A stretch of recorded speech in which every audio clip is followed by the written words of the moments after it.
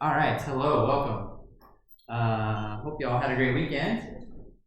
So just as a reminder, your first homework assignment is due on Wednesday. Wednesday at the end of the day. So you got a few days left to work on it. And then the next assignment's gonna be coming out on Wednesday. We'll have a chat about that in class on Wednesday. Are there any questions about the assignment that we can chat about before we hop into today's stuff? Anybody have any questions they'd like to talk about? Just as another reminder, I also have office hours this afternoon, so I'll have office hours every Monday from 2 to 4, and my office is over in Jolly Hall, room 534. So if you have questions about the assignment, you need a little bit of help, come over and see me in my office. We have other office hours as well that have been posted. I believe I've added a couple more sessions since last class, so keep an eye on, whoops, that's the wrong class. Keep an eye on that page, and I'll keep adding office hours to it. I think I've got one more person that I'm trying to get nailed down for office hours. Otherwise, yeah, let us know how we can help you out on the assignments. Okay, today's going to be a fun day. We're going to take a look at something a little bit different. We're going to talk about text editors today. We're going to spend most of the day talking about one text editor in particular. I'm going to grab my notes here real quick. Gotta get those out. Did I forget my notes? Awesome. Fantastic. Forgot my notes. All right. We're doing it live.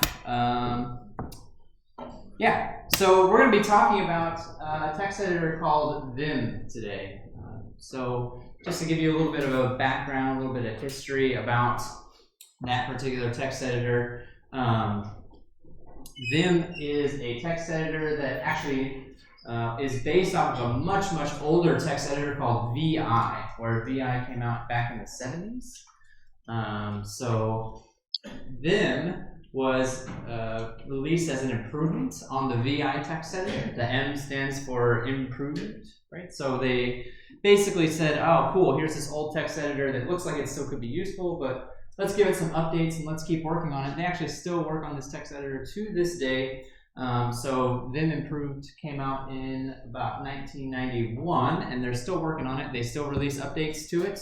And the nice thing about Vim, the reason why we're talking about it, is that it's available on any Unix machine that you will ever come across. It's there automatically by default. So if you need to edit some files on a computer and you don't, it's not your computer, you don't know whose computer it is, you're not sure what capabilities that computer has, for a fact, VI is going to be on there. That's one of the big reasons that we're talking about it today. I want to emphasize that it's actually a text editor. It is not an IDE. So an example of an IDE that you've seen would be Eclipse or IntelliJ. There's a big difference between what Eclipse and IntelliJ can do versus what a text editor can do. Vim is not going to compile your code. Vim is not going to tell you where the syntax errors are. Vim is not going to do any of the stuff that we like to lean on Eclipse for. Vim is going to let you look at text, change text. That's what it's going to do. So it works nicely with the stuff that we've been talking about in the past few classes because we know how to compile stuff on the command line now, right? So if we need to compile and run our code, we know how to do that. We talked about that at the end of last class. So the idea is maybe we don't need this big hulking tool that wraps all of our development up for us. Maybe we can let the compiler do its job and have a text editor that's used for editing text and have other tools that cover their pieces. And maybe IntelliJ's overkill. Maybe we don't need IntelliJ. Maybe we don't need Eclipse. Maybe those tools are not strictly necessary for part of our development. So I'm going to go through some stuff with VI with you for starters. And if you look at today's class on Canvas, you'll notice that there's some exercises listed, and there's also this text file called Alice that is quite literally Alice in Wonderland, the text, full text of Alice in Wonderland. It's in the public domain. I'm not breaking any rules by doing this. It's freely available online. So I'm going to use this for a bunch of examples today, and then we'll be doing some exercises in Vim a little bit later on. If you want to follow along with me, though, grab a copy of Alicetxt. I'm going to use that to kind of show you some of the basics, and then we will do some exercises in just a little bit. Okay, so I've already got this open. You can see I've got a list of files in here, including Alice. And what I want to do is I want to make some changes to that alice.txt file. That's my first goal for today. I want to make some changes to alice.txt. So I need to open a text editor to do that. And the way that you can do this on the command line is to say vim, followed by the name of the file that you're trying to edit. I know it went off the edge of the screen, but vim alice.txt. And if you run it, it pops open the file. We're now looking at the contents of the file. We are now in there looking at the contents of the file. So first things first, you probably want to, you probably don't necessarily want to start at the beginning. You probably want to navigate around a little bit in the file. And most systems will let you use the arrow keys to do that. However, classical Vim actually uses the H, J, K, and L keys to navigate. So J is down, K is up, L is right, and H is left. I know it feels strange to use those as your quote-unquote arrow keys, but I'm going to encourage you to play around with those and get used to the feel of using H, J, K, and L. The reason for that is that one of the greatest strengths of Vim is that if you learn how to use it and get used to it, you can do things very, very, very quickly. The learning curve is kind of steep. I'm not going to sugarcoat it for you all. The learning curve for Vim is pretty steep, but if you take the time to learn it, you can get very, very quick at navigating around files and making changes to your files. And you'll notice that, by having the H, J, K, and L keys navigate around, that makes it easy for you to move around the file without having to move your hands all over the keyboard. Your arrow keys are way off in the corner or way off to the side. So if you had to use those to navigate around the file, you would be moving your hand away from the other half of the keyboard, and you would not be easily able to access some of the commands that we're going to be executing. So that's why, ooh, gosh, sorry, let me turn this down. Sorry. That's why it's very highly encouraged for you to use the H, J, K, and L keys to navigate through the file. So, I can do this. You'll notice down at the bottom, it tells me what line I'm on. That's what the number 50, 49, 48 as I go up the file. It tells me what line I'm on. It also tells me what character I'm on. That's what the second number is telling us, what character I'm on. And it also gives me my position as a percentage of the file. So I'm 2% of the way through the file. So we can navigate around. If you want to read the book this way, you could do that. It's a little bit of a strange way to read a book. We're interested in editing. We're interested in making changes to text, right? We're interested in changing the way that the text looks. So let's talk about how to do that. Let's talk about how to change some stuff in the text. Maybe I'm looking at some of these dates here and I got one of them wrong. One of these dates is just incorrect for whatever reason. I can delete stuff by placing my cursor where I want to delete and hitting the X key, and it takes the stuff right out. So I just took the part of that date right off by hitting the X key a few times to delete those letters. Yeah? How do you go to the beginning of the line or end of the line? We'll get there. Yeah, that's coming. But the beginning of the line is 0, the end of the line is $. We'll get there. 4 or shift? I'm sorry? Is it like 4 or $, shift 4. You'll notice that if I wanted to type in 2020 though, so if I wanted to make this say June 25th, 2020, I can't do it. Typing in 0 is a command, right? It takes me to the beginning of the line. I don't know what the 2 command is. It's not doing anything. I'm hitting 2 and nothing's happening. Oh, there we go. Something happened. Whoops. So how do I actually type text in? So there's actually 2 modes. there's two modes as part of Vim. The mode that we're in right now is the command mode, right? I can enter in commands that will do things to the text. If I want to put text into the file, I have to enter what's called insert mode. I do that by hitting the I key. And you'll notice that when I hit I, insert appears down here at the bottom. I am now free to type in text that will be placed into the document. Okay?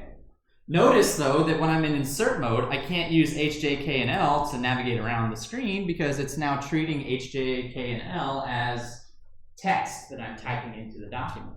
So it's always important to be aware of which mode you're in. Am I in the command mode or am I in insert mode? If you want to get from insert mode back to the command mode, you would hit the escape key. And insert is now gone. And now if I want to go back and take off this junk that I accidentally typed in when I was trying to navigate around, I can go over to that text and hit X to delete it, to remove that text. Any questions so far? Okay, so I've made a very, very, very small change to this. I want to make sure that this change gets saved, right? So let's talk about how we can save our work and quit out of this. Actually, one of the more common things that happens, I think one of the most popular posts on Stack Overflow of all time is, I opened Vim, how do I get out? People cannot figure out how to exit out of this dang program. I bet I could sit here, some of you probably already know how to do it, you've had a little experience, but I bet for those of you who are seeing Vim for the first time, I could sit here and give you 10 or 15 minutes and you probably still wouldn't be able to figure it out. It's a little obscure. The way to exit out of the program is you type in a colon. You can see my command is starting to form down here at the bottom. Type in a colon and then Q for quit. But actually, if I try to do this, it won't let me. It won't let me quit right now because I've made a change to the file and I haven't saved it. So because I haven't saved the changes to my file, it's not going to let me quit. I have to do one of two things. I either have to save those changes or I have to tell it, I don't want to save those changes. Just get me out of here. So if I want to save my changes, we use colon followed by a W. W for write my changes back to the file. And actually you can do a save and quit in the same command by saying WQ. That's save and quit, write and quit. If you don't want to save your changes, I can say Q with an exclamation point on the end. The exclamation point says quit. I don't care if I didn't save my stuff, just get me out of here, right? Get me out of this program. So if I do this, I type quit and then I open up Vim Alice again. And I look, I see that the date that I changed to 2020 is now back to 2008. I didn't save my work. But if I navigate back down and do a quick little change on it again, change it back to 2020, and this time I do a WQ for save, for write and quit, and then vim alice.txt. Now the changes that I made have persisted, right?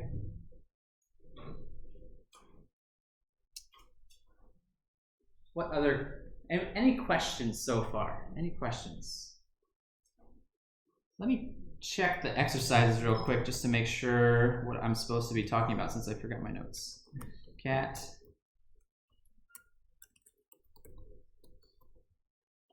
Insertion, append, all right. Deletion, all right, cool. I just need to talk about append and then we can do the first set of exercises. Perfect. Whoa, all right. Sorry about that. So if I want to append something to the end of a line, that's going to be the A command. Or I'm sorry, did I do that wrong? Yeah, capital A, I apologize. I can type capital A, that'll bump me to the end of the line.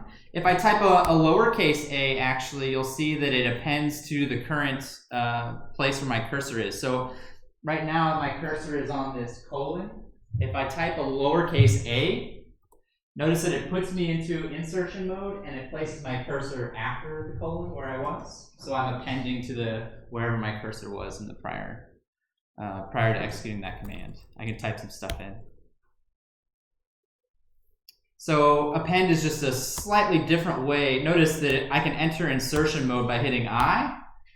I can also enter insertion mode by hitting A, and it's just a matter of where my cursor ends up once I enter insertion mode. Whoops. All right, any questions before I turn you loose on your first set of exercises? So the first set of exercises I'm going to put up on the screen. In order to do them, you'll have to grab exercise1.txt from the website here, download it, and then open it up into VI. Did you have a question in the back? Yeah.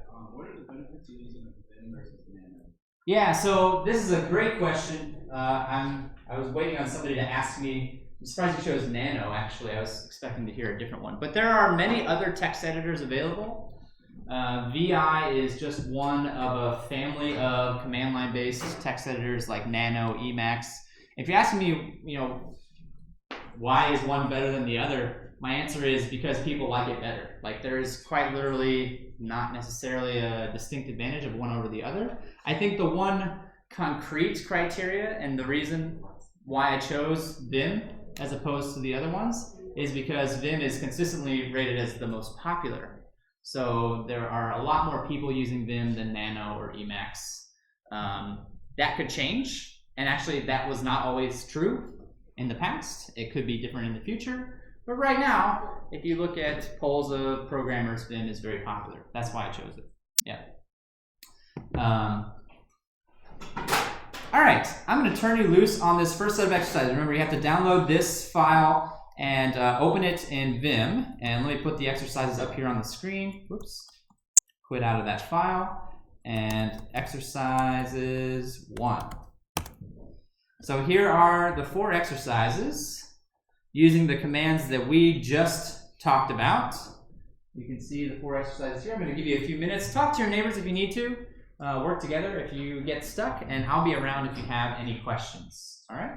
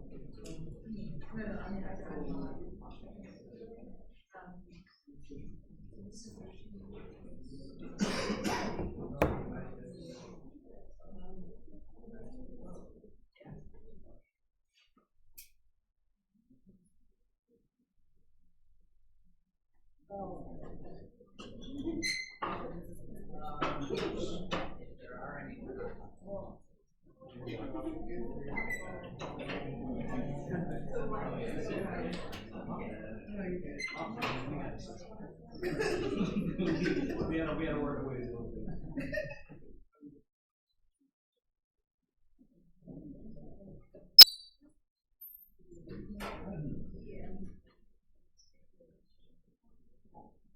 Hey, what's up?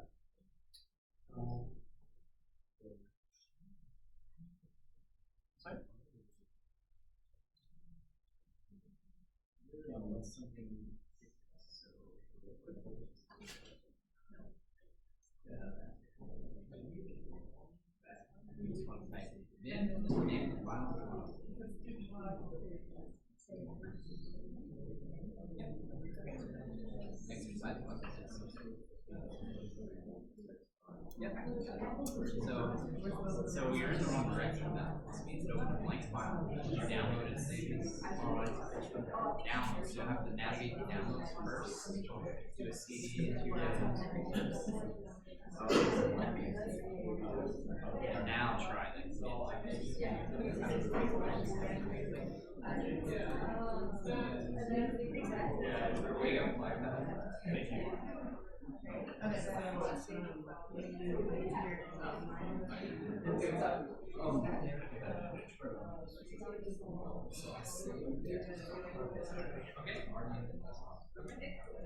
Also, you have spaces, command line and spaces are all from the So as you try to type space, you actually need to escape the space. You can also use tab. That's probably the easiest way. Tab and boom.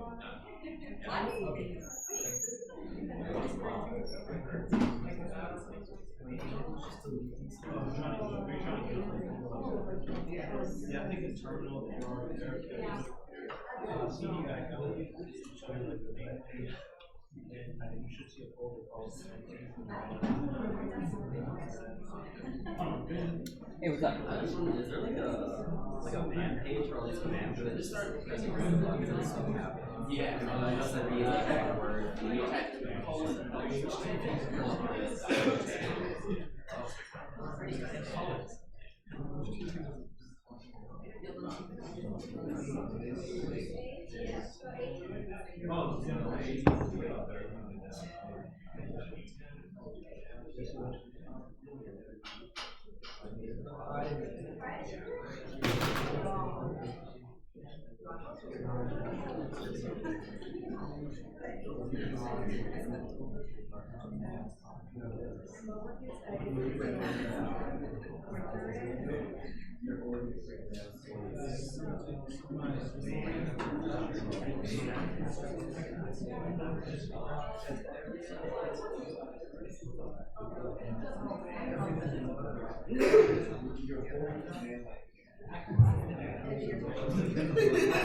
Okay.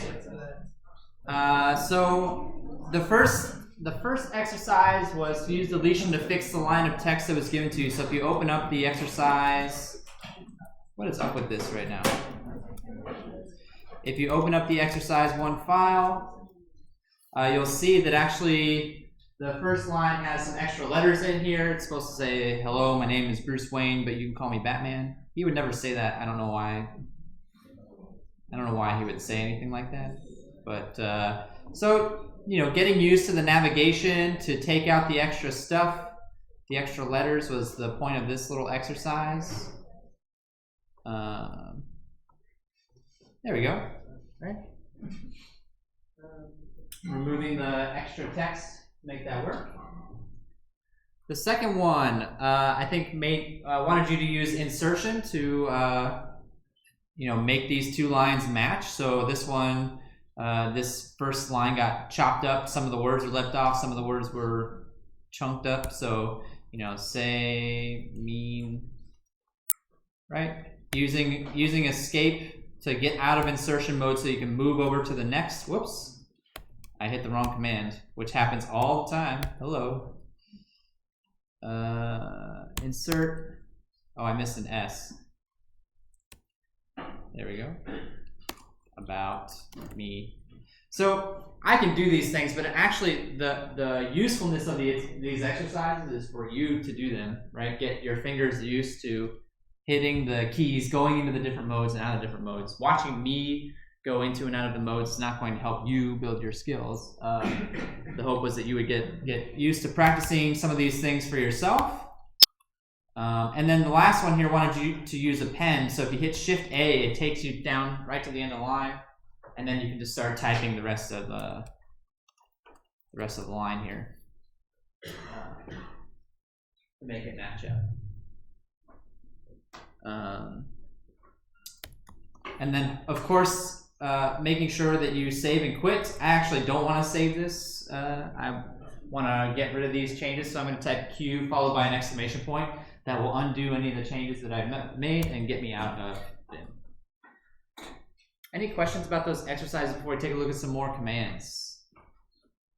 I'm going to go back into Alice in Wonderland and take a look at some other things that we can do with Vim. So let's talk about motions. I've already shown you some motions about how to move left, right, up, and down, but there are other ways that you can move around the file as well. So one way that we can move around the file is with the W key. W is going to take you to the beginning of the next word, and you can see that what Vim defines as a word is maybe not the same thing that you would define as a word. So it does its best. It's not strictly separated by spaces, but if I hit the W key, I can scroll through word by word through the file. If I use the E key, it does the same thing, except it's going to take me to the end of the word instead of the beginning.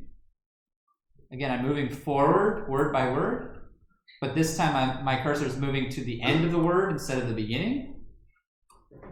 And then if I hit the B key, I'm going to go backwards. So B navigates backwards through word by word. This is going to be a lot easier for you to get around. Now think about this. We're looking at a piece of English text right now, right? A story, a book. But think about this in the context of code, in the context of programming, right? How you can navigate through lines much quicker. Oh, I need to change the name of this variable. All right, I can jump over all the other declaration stuff and get to that declaration much faster using the W, E, and B commands to help me navigate through the file. And so these are called motions. These are called motions. W, E, and B are examples of motions.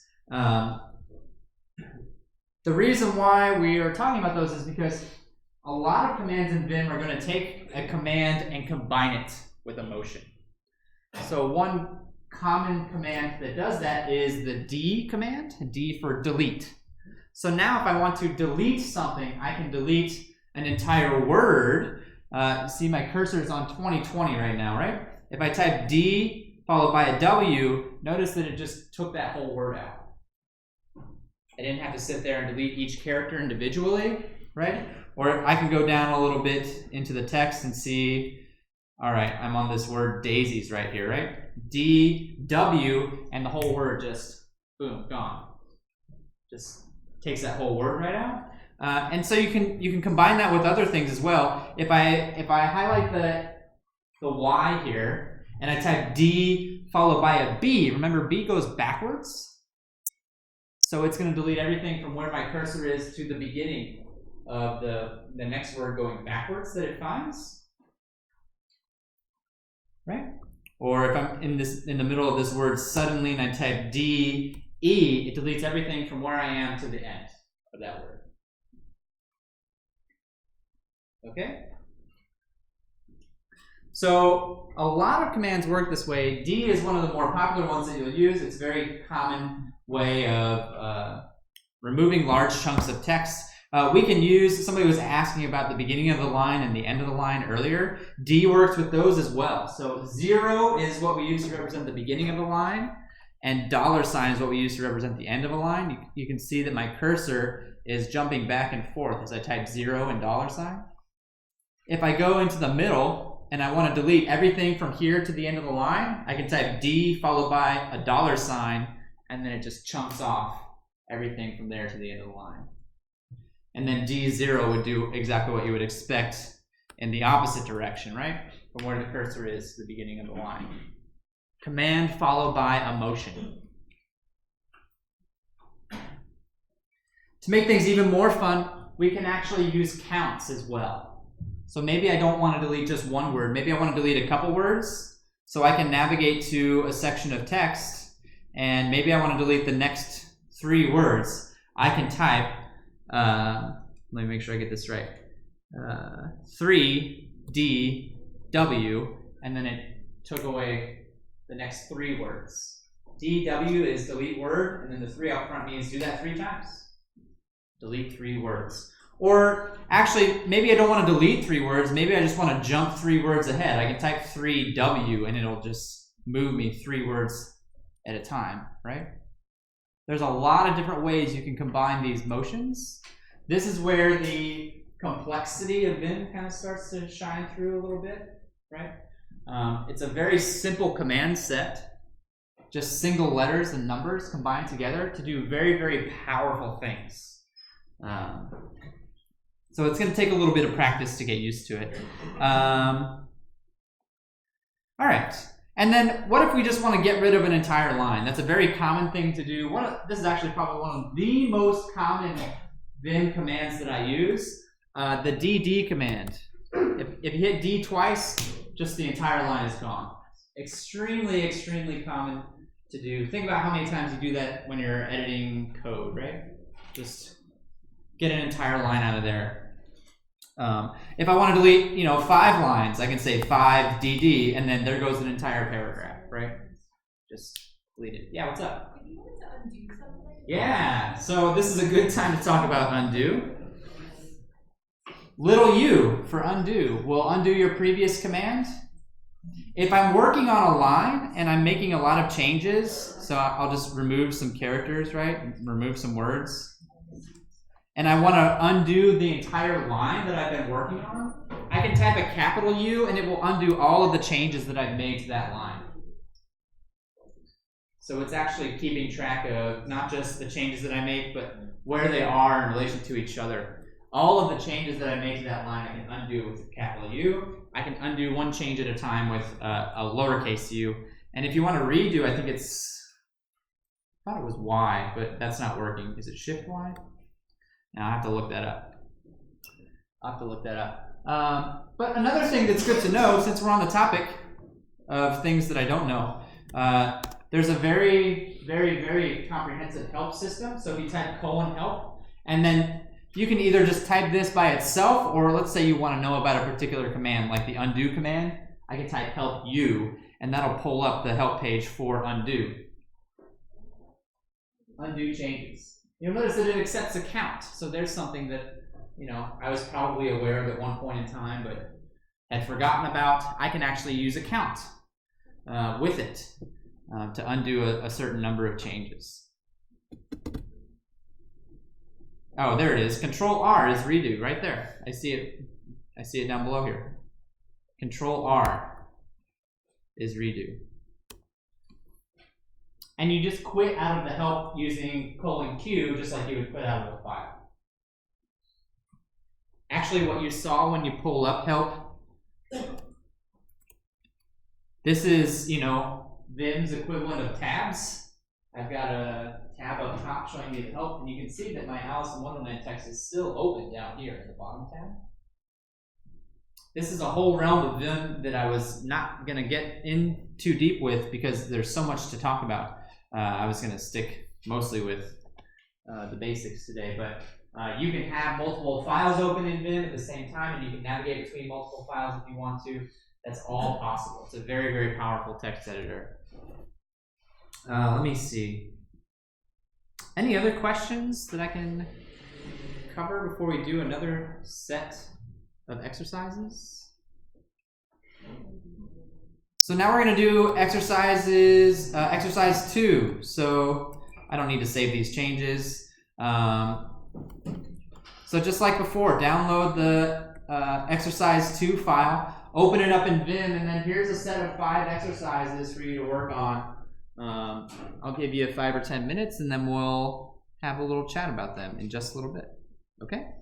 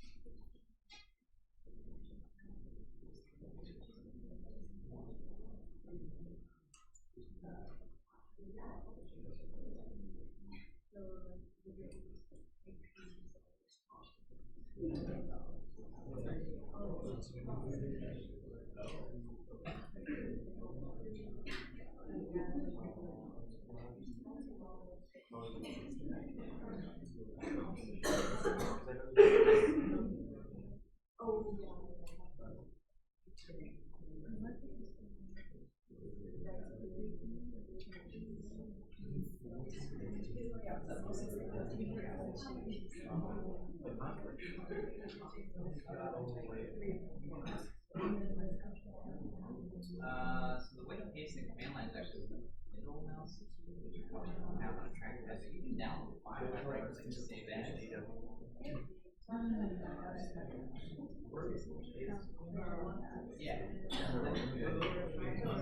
Somewhere and then you see the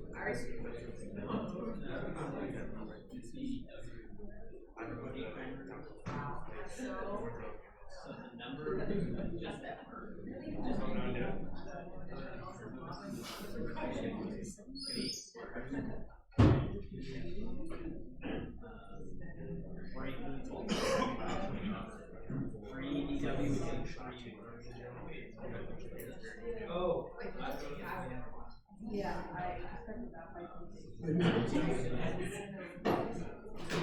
On right here?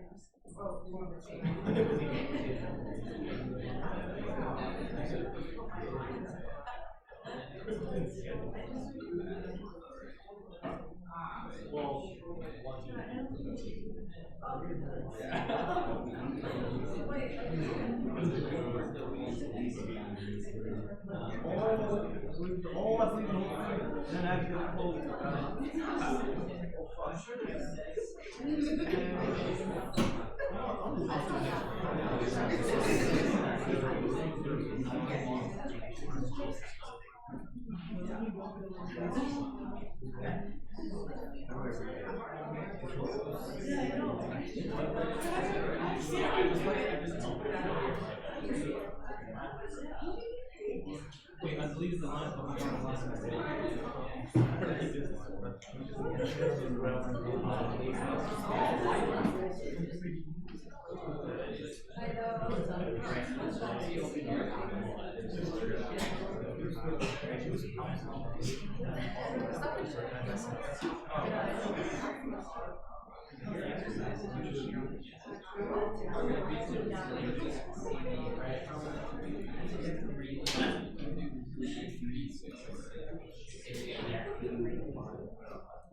Hey, what's up?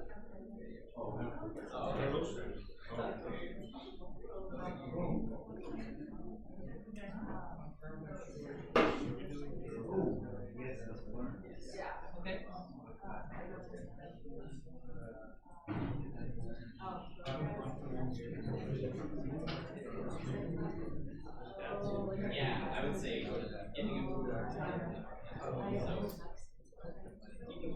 right now you're on the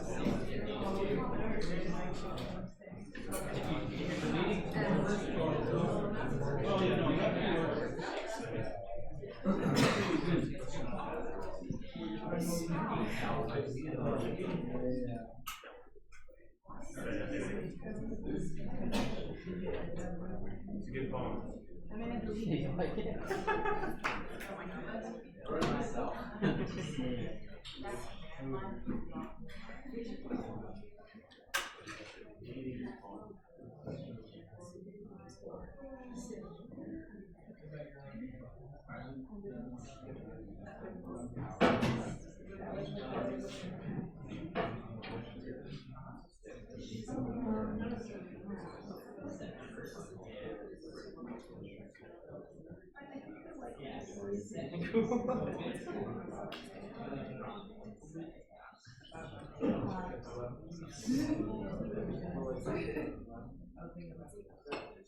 It's like overdoing it.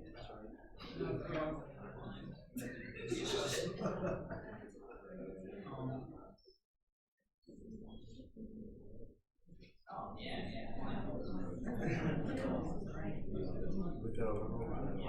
You know it's someone. Yeah, exactly.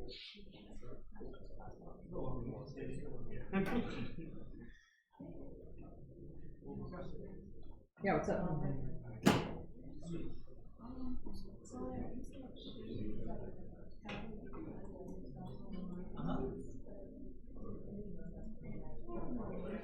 So if you, I mean, the order kind of matters. If you change something, you go do something else, and then you go back later and try to undo. I don't think it's like you just change the lines and want to undo when you just that line.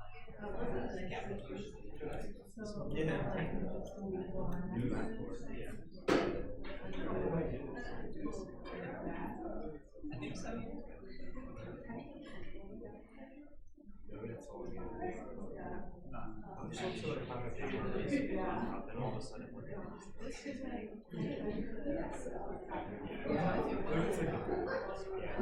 So like if you go to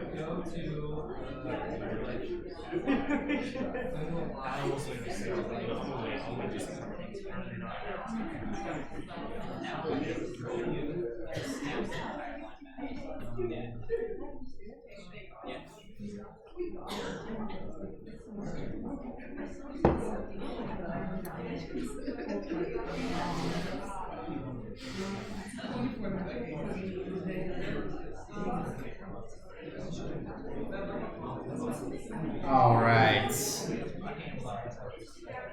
Looks like people were able to get that one going, so let's chat about them real quick, and then we'll take a look at some more commands. I'm going to open up exercise 2 here real quick. This first one, there's just some extra words, I believe, that you need to get rid of. They're all food. Mustard. So this is just a series of, and you notice I'm using the L command to go right. Actually, it'd be faster to use, right? It'd be faster to use the W command to go forward, word to word. So forward, pickle, by, right? That's a very common kind of feeling that you get with Vim. Use W to scroll forward, word to word, and then anytime you hit something you want out of there, DW, just knock it out. Think about going through like a list of elements, right? Oh, I don't want that one anymore. All right. The next one, there was extra stuff at the end of this line. So what's the command to delete everything from here to the end of the line?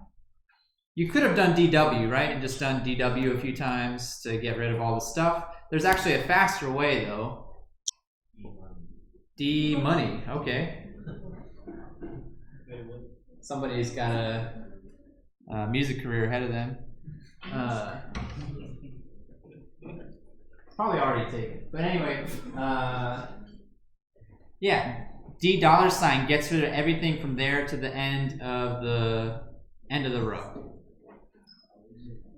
All right, and then for this next one, you also could have done it one word at a time. But if I'm looking at where the cursor is now on part 3, I see there's 3 words, right? 3 words. So saying 3DW gets rid of all 3 in one shot. Definitely a lot preferable. You may have noticed that by keeping the command short, it gives you the ability to do a lot of work with very few keystrokes. Vim is trying to get your work done with as few keystrokes as possible. That's what makes it so fast.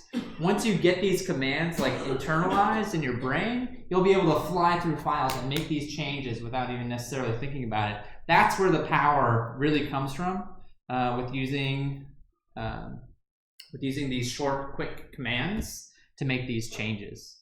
So I don't need to do the whole line. And then this just wanted you to delete some lines from this stupid poem that I wrote. Yeah, anyway. Using the DD command, which DD is, again, that's probably my favorite Vim command of all time. I'm not even kidding. DD, I use it so much, all the time. Such a useful command to use. One other thing that somebody pointed out that I thought was really cool, Vim has a lot of properties associated with it that you can change to kind of personalize your text editing experience, right? And so there are lots of properties available. I don't know them all, but one of the cool ones that somebody pointed out to me, if I say set number, so set Anytime you see the set command down here, that's an indication that I'm dealing with a property of Vim. So I'm not editing text or anything, I'm just changing the Vim properties. And then number is a property that Vim has that will display line numbers on the left-hand side. That's a very common convenience, especially for programmers. They like to see those line numbers set up on the side. There is a gigantic list of options. Your good friend Google would probably be the best way to do it. And just to kind of expound on that even more, a lot of times what people will do is they'll get their Vim options in a particular place that they think is useful or cool, and then you can actually take your Vim properties file, post it online, and then other people can download that file and use it to make their Vim look just like yours, right? In other words, you, if you wanted to, could go hunt down some interesting Vim property files and use it to change your Vim experience in a way that suits your personal style. In fact, I would encourage you to take some time to do that because there's a lot of stuff that Vim can do for you. All right, cool. Any questions before we move on to the next round of commands that we're going to take a look at today? Any questions? Okay. I'm going to switch back to Alice in Wonderland then. And we're going to take a look at some other stuff. So one of the commands that I just showed you was the DD command, right? So if I highlight, if I put my cursor on the row for Alice's Adventures in Wonderland and I hit DD, it deletes the line. That's what we were just talking about. The command that I want to talk to you about next is a command called put. And in order to understand what the put command does, you have to realize that anytime you delete something, Vim doesn't actually delete it. It puts it in a register. You can think of it like the clipboard, right, on your machine. When you cut something and then you want to paste it later, this is a similar idea. So when I hit DD to delete that line, I can go down a little bit later, and then the put command is P for put, and it takes that line that I cut and it drops it where my cursor is now. So DD is for deleting a line, but it also is useful for moving lines around from one place to another. So I can drop this wherever I want, even multiple times if I want to make copies, right? So there's a form of copy-paste that you can do for Vim. There actually is another way that you can copy a line without deleting it. The command is it C? It might just be C. I don't know. I don't remember off the top of my head. Yeah, that's not working. I'd have to look it up. But anyway, using DD with put is a very, very common tool to use. Again, think about it in the context of a program. Oh, this line of code looks good, but I think it's in the wrong place. Let me DD it, scroll down a couple lines, and then put it there instead, right? That's something we do all the time. Oh, this shouldn't have been inside that loop. Let me just grab that line out, put it down below, right? That's the kind of stuff that we think about all the time. What else can we do with this? All right. Replacing text. So if I want to actually, this is slightly different than insertion, but if I want to actually type over a chunk of text, where's a good example? So I'm highlighting the word tired here, right? If I hit the R key and then I start typing, is very sleepy. Whoops, that didn't work. Sorry. Very sired. Let me change that back to how it was before. Oh, okay. Yeah, sorry. R is for a single character. So if I type R and then I follow it up with a character, very fired, I don't know, very tired, very wired. You can change a single character by typing R and then the character. The advantage there is you don't have to go into insert mode just to change a single character. So if I'm just tweaking a little character, if I need to change larger pieces of text, then I can use the change command. So I can type C, and then I have to include a motion. How much text am I changing? So if I want to change until the end of the word, I would say CE. And now notice that it deleted that word and put me in insert mode. So now I can type, got very, well, I don't know, something. If I want to change the entire end of the line, I can type $, it deletes the entire end of the line and puts me in insert mode so I can start typing after that. Right? Again, there's other ways we could have done this. If I undo this, whoops, I hit the wrong key. I hit the very wrong key. All right, if I undo that, I could have very easily just done $. That didn't work though. Could have very easily done $, and then gone into insert mode and typed. But $, and then insert, that's 1, 2, wait, three commands versus typing $. It's a 1 keystroke less. I know you're thinking, oh, 1 keystroke, who cares? But Vim is designed to minimize the number of keystrokes that you have to type. That's one of its stated goals, is to try and make it so that you can get stuff done without having to type huge wordy commands. So the change command is one little shortcut that lets you do that. What else? What else can we do? C0. All right. I think we're going to do another set of exercises. Exercise 3. Let me pull them up. And exercises 3. All right. You've got a few more exercises to do in the exercise 3 file. Getting used to moving lines around using the replace and the change command to update some stuff. So take a few minutes and do that, and then we'll have a chat about them in just a little bit.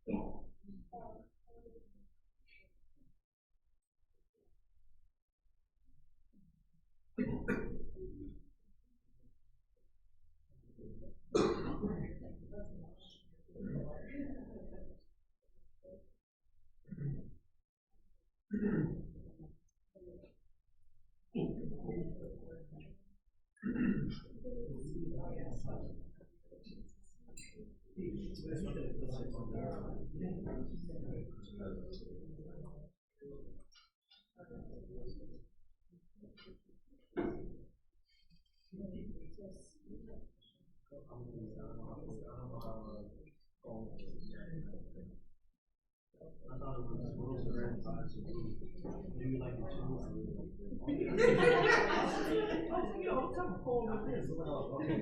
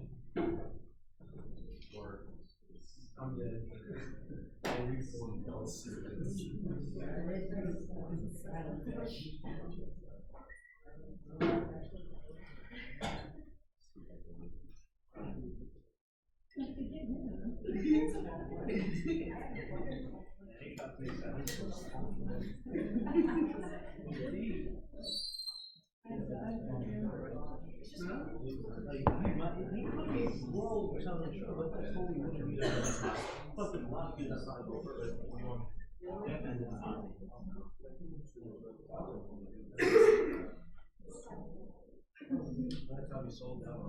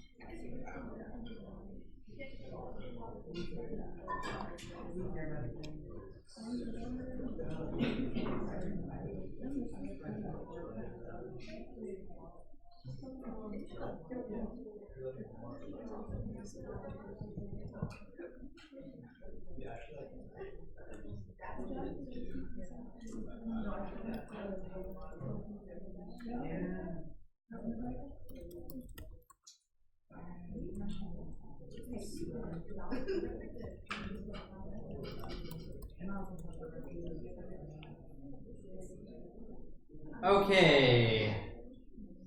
I hope you got some good practice in on this one. First exercise, I gave you a poem where the lines are out of order. Actually, I think if you were an English major, you'd argue that this could still qualify as a poem, perhaps, in the current order, but that's a different class, I suppose. But I wanted you to get practice. Actually, when you use DD to delete a line, the term for that's actually called yanking. You actually yank a line out of the file and then put it back somewhere else using the P command. So which line, I don't even remember which line I just yanked. Oh, okay, that's right. Oops, didn't put it in the right place. There we go. So reordering lines to make stuff appear in the proper order. Using the replace command to replace single characters. So RE. Notice that this leaves insert mode out of the equation entirely if you're just replacing a single character. I don't need to bring insert mode into it. I can leave insert mode out of this equation entirely and just change single letters one at a time when I need to. If I need to change more than a letter, then you need to use the change command, the C command, and then apply a motion. So if I want to change an entire word like this one, and then type in what I want, and then navigate to the next word that needs changing. Right? Or if I need to change the entire line, I can type $C$. That gets rid of everything from the cursor to the end of the line, and then I can start typing in whatever it is that I needed. Any questions about those commands? got one more round of commands to show you. Let me get my notes back out on my phone here.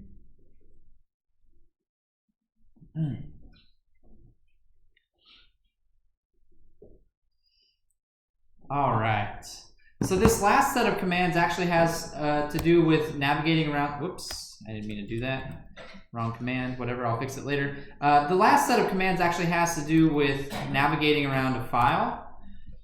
So this is a rather large chunk of text. You can see that it's over 3,000 lines, 3,700 lines or so. And if I'm looking for something in particular, you know, I could, of course, read it until I find what I want, but we often would like to just do a search over the file to see if we can find what we're looking for. So I know for a fact that there's a character in this book called the Cheshire Cat.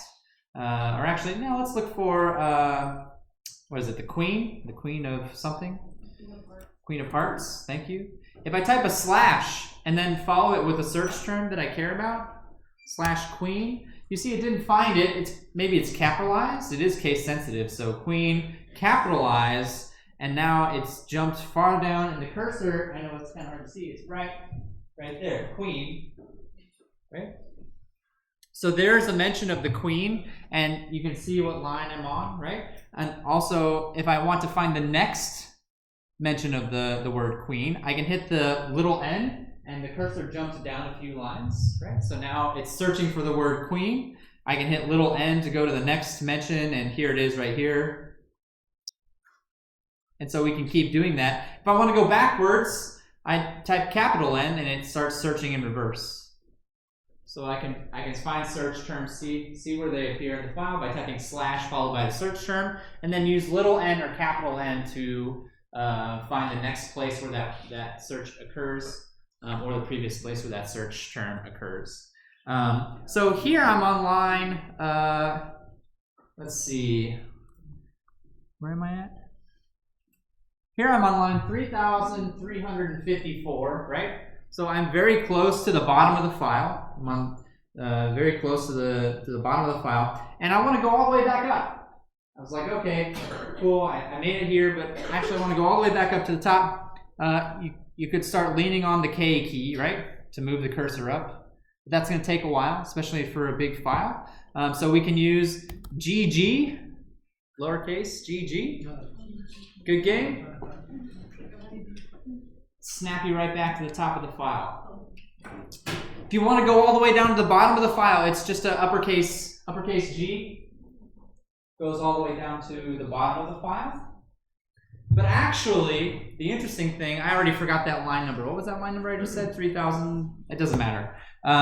If I want to go to a particular line number, right? I know there's a line number that I care about. I can type the line number that I want. So I'll type 1, 2, 3, 4. It doesn't show up on the screen anywhere, but I type 1, 2, 3, 4, G. Come on now. Yeah, 1, 2, 3, 4, G.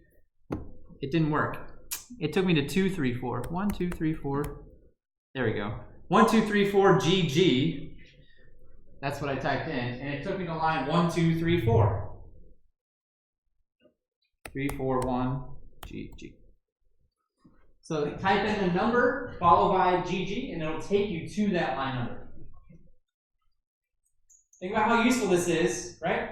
I'm running a piece of code. It crashes, but it tells me what line it crashed on. Now I don't have to sit there and scroll through the whole file, type in the line number, GG, boom.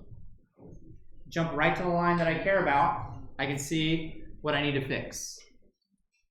Right? So I can navigate around the file very quickly and easily that way. Some other things that are good for programmers. It'll match parentheses and brackets for you. So here's an example of some parentheses being used, right? You can see that not only when I put my cursor on this parenthesis does it highlight where the matching one is, but I can jump directly to the matching one by hitting the %sign.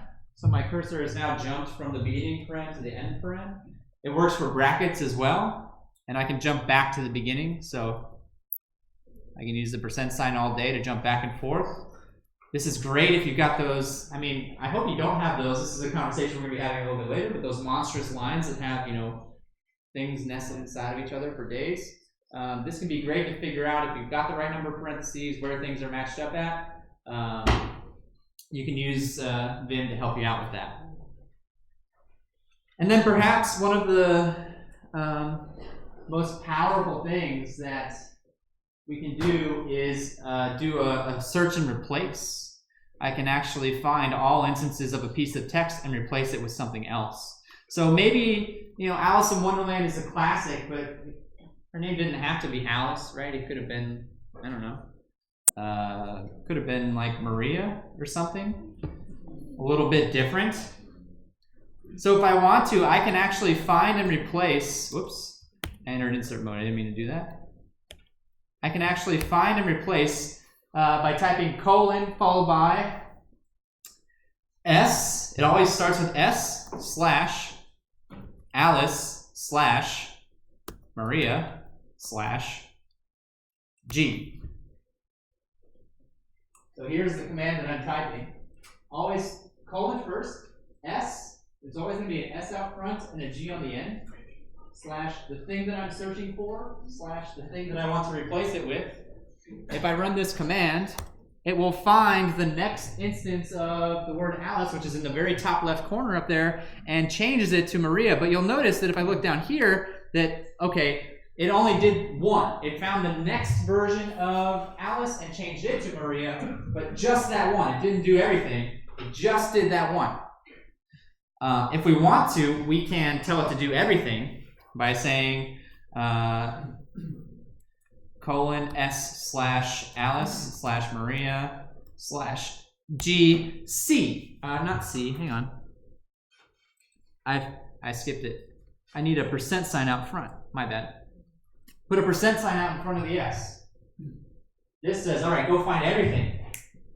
All instances of Alice and replace it. And end of Project Gutenberg's Maria's Adventures in Wonderland. But see, it didn't get this one, right? Because it's in all caps. So it is case sensitive. It is case sensitive, but it got most of them. Maria's Adventures in Wonderland, right? So there's still a little bit of cleanup to do. And actually, what are we looking at when I type in a statement like this? %S / Alice / Maria. This is a regular expression. It doesn't look like a regular expression. This is the second time we've seen regular expressions pop up in this class, and it probably won't be the last. This is actually a regular expression. If you're familiar with regular expressions, you can type them in here. So regular expressions can be used. I'm sure you've seen regular expressions used in some context, right? Let me show you an example. If I type in A*, you're probably familiar with this star concept. This is saying any word that starts with a capital A. So any word in the text that starts with a capital A is now going to be replaced with the word Maria. Right? That's an example of a regular expression where the star is being used as a wildcard character.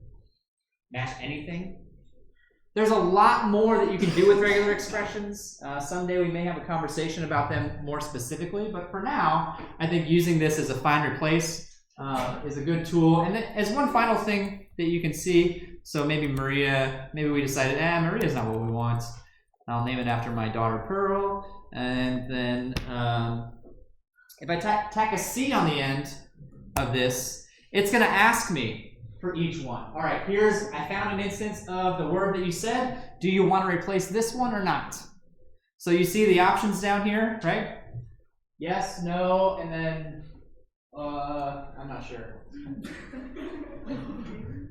Yes, no, I don't know. I'm sure those do something else. Maybe we can get adventurous and try. But if I hit no, it just skips to the next one. If I hit yes, it drops, right? I can drop the replacement in or not. So I can selectively go through the entire document, pick and choose which ones I want to replace and which ones I want to keep. When would you use this? What's a use case for this in programming? Variable names, right? Classic use case for this. I'm sure you've been there where you've gone through a file and retyped out that variable name every single time it appears, right? You retype it once, and then Eclipse or IntelliJ highlights everywhere that it was because it's now broken. So you just go to each line and you retype it again. You don't have to do that. You can use Vim to do the whole thing in one shot. Let's try one of these other ones and see what it does. What does L do? L did all of them. Okay. Yeah, I'm sure the options would give more information about that. Last but certainly not least, one thing that you can do with Vim, if I type a colon and then I type an exclamation point, I am now able to type in any bash command that I want. Any bash. So the commands that we've been talking about the last few weeks, if I type in ls, what's going to happen?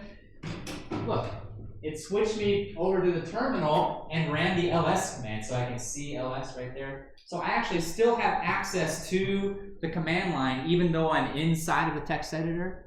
This is very powerful. I can make new files this way and then open them up in Vim without having to switch out back to the command line and back. There's a lot of stuff that you can do with it, and actually, you know, we have just barely scratched the surface of what Vim is capable of doing. Vim comes with a little mini scripting language of its own called VimScript, I believe. It's a full Turing-complete programming language, so you actually could write programs inside of this text editor if you want to, and people have done that, exactly that. You can write little macros. So maybe replacing a variable name isn't good enough for you. Maybe I want to find an entire method and replace the body of a method with something else. You can write little macros to do that, and then just on command do very, very powerful text editing techniques with Vim. We do not have time to dive into all of the heavy advanced features that Vim has available, but I hope that this little taste is enough to get you interested in the topic. I really want you to practice this a lot. The best way to learn this is to use it. I know it feels probably a little unnatural at first. My personal experience with Vim went something like this, right? For a long time I didn't know about it. What is Vim? I don't know. I have no idea. I found out about it, I was like, oh, okay, that's kind of cool. I started using it and it's like, oh, I hate this. This sucks, right? Why am I doing this? And then over time, I just kept using it, and then my enjoyment and usefulness of the tool has continued to increase to this day. I've been using Vim for over a decade now. There's still stuff that I don't know about. There's still stuff that I'm learning that blows my mind. It's such a powerful, powerful, powerful tool, far more than we can cover in a class or even multiple classes. So I wanted to introduce you to the rabbit hole that is Vim. And it's up to you to then go down and see what else it has to offer. I'll leave you with a final set of exercises that use the Alice in Wonderland text. So you don't need to download anything for this one. This just uses the Alice in Wonderland text that hopefully you've got on your machine to do some searching and finding and replacing and jumping around the file. So with the 5 minutes that we've got left, take a look at those. Let me know if you have any questions. And then just to let you know as well, because the learning curve for Vim is so steep, I'm hoping when I get back to my office today to post some additional resources on Piazza for you. So if you haven't joined Piazza yet, definitely hit that Piazza link on Canvas. I'm going to post some additional Vim resources that you can use to practice and learn. And then please, please, please just use it. You know, try to use it as much as you can. That's the best way that you're going to get better at it. Watching videos, reading about it, it's only going to help so much. At the end of the day, you just got to sit down, you got to do it, and it'll help you get used to those commands. All right? So yeah, spend the last few minutes doing this, and I'll be around if you have any questions.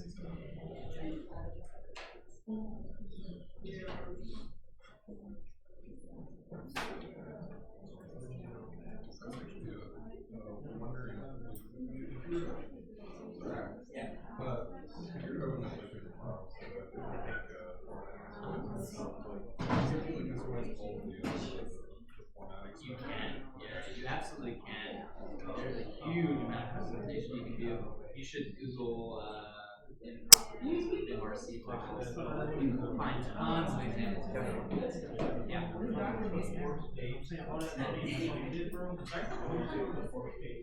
For states, so VI is the oh yeah, insert a command entry, I guess. Yeah. Those are the two main ones.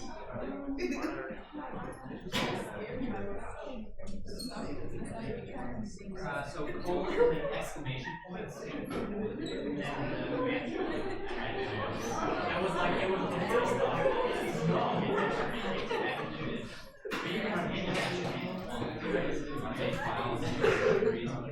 It's not, you probably had to look at wild in that first picture.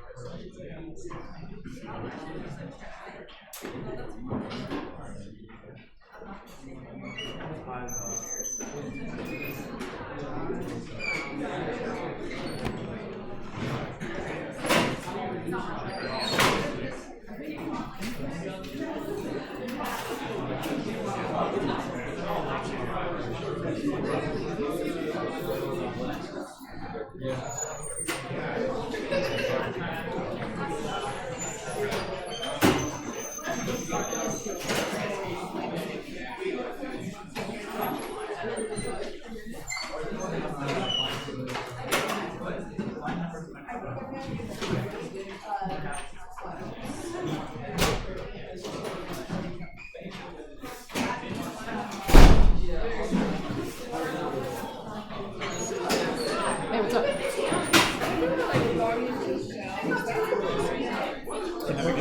Yeah. Okay, that's a message from the university telling people to be careful. I'm sure because, like, for the long weekend I've been trying to get onto it, and it wouldn't let me the next day. It's like, fine. Interesting. This is the first time I So if you're off campus, there could be issues with getting on. I don't know if you've been trying off campus or not. Maybe I've been trying to work for a while. But if you're on the wrong Wi-Fi, it also, if you're on